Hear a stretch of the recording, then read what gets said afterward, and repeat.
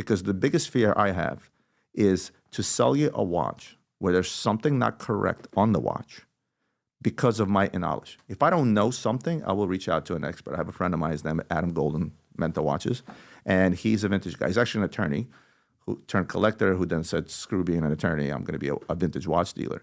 He knows this stuff inside and out. He lives and breathes vintage watches. So rather than me taking a shot and saying, hey, Patrick, here's this great watch, and you pay me $1 million, and then Patrick finds out, well, the buttons are not original, something is wrong with the dial, it's been reloomed, refaced, repainted, or something like this. This is the worst of it.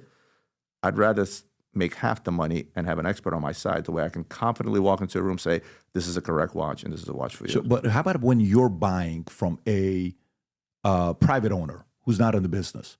How do you know if the watch he or she is selling is fake? Well, first of all, I can tell a fake room from a, I can tell a fake watch from a room away. How? Right? Experience. You can't buy experience. How did Omega screw up here? Because Omega, this was done by people that worked for Omega in their museum that were verifying all this stuff. You understand? This is an inside job, a big inside job. They're not telling you the whole truth here because they're embarrassed. But when you have somebody on the inside who's supposed to be the guy telling you this is the correct watch, do you know why it fetched so much money? Because the insiders knew that Omega was going to bid on that watch. And you know when Rolex or Omega come to the table in auctions, that's when records are set because they don't care. They keep the paddle up until they win because they want it for their museum. Got it. Okay. So what else? But when you say you can tell from, like, give me the most basic stuff. Like for me, I can, certain things in my business, I can see if somebody's full of shit or what they're doing because I've been in the business for a long time. So I'm with you. I read that part as well.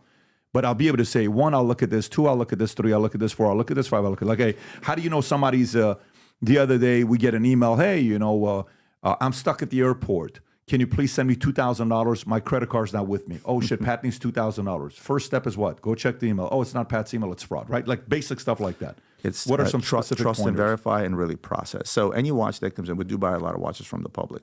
When it comes to buying B2B, I only deal with dealers with whom I have recourse.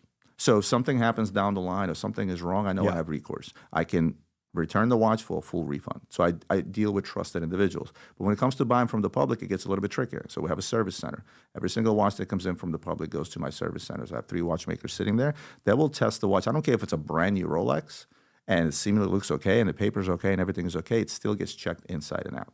So the minute that, if you open up a watch, a professional watchmaker opens up a watch, they'll tell you if the watch is fake or not. If parts were replaced, if the watch really new, is it actually working properly?